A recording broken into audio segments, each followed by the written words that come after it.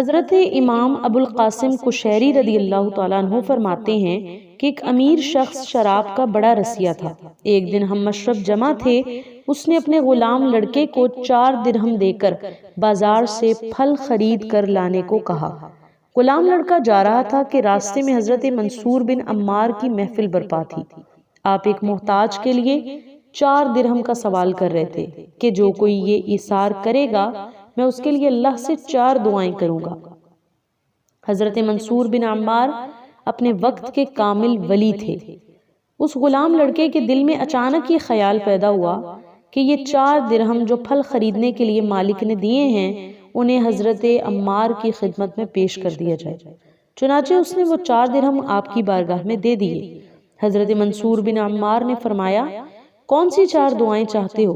غلام نے کہا کہ پہلی تو یہ کہ مجھے میرے آقا سے نجات مل جائے، دوسری اللہ تعالیٰ ان درہموں کے عوض مجھے اور درہم عطا کر دے، نمبر 3 اللہ تعالیٰ میرے مالک کی توبہ قبول فرمائے، نمبر 4 اللہ تعالیٰ مجھے، میرے آقا، آپ کو اور یہاں جو لوگ محفل میں موجود ہیں سب کو معاف فرما دے۔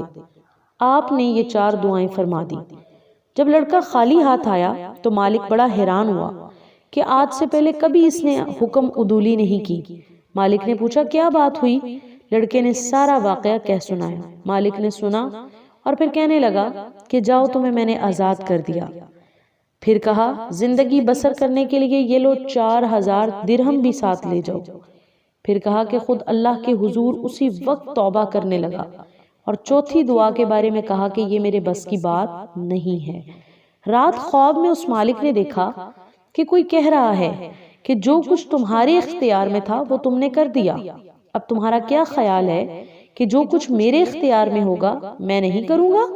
جاؤ، میں نے تمہیں بھی، تمہارے غلام کو بھی اور منصور بن عمار کو بھی اور وہاں پر موجود سب لوگوں کو معاف فرما دیا ہے۔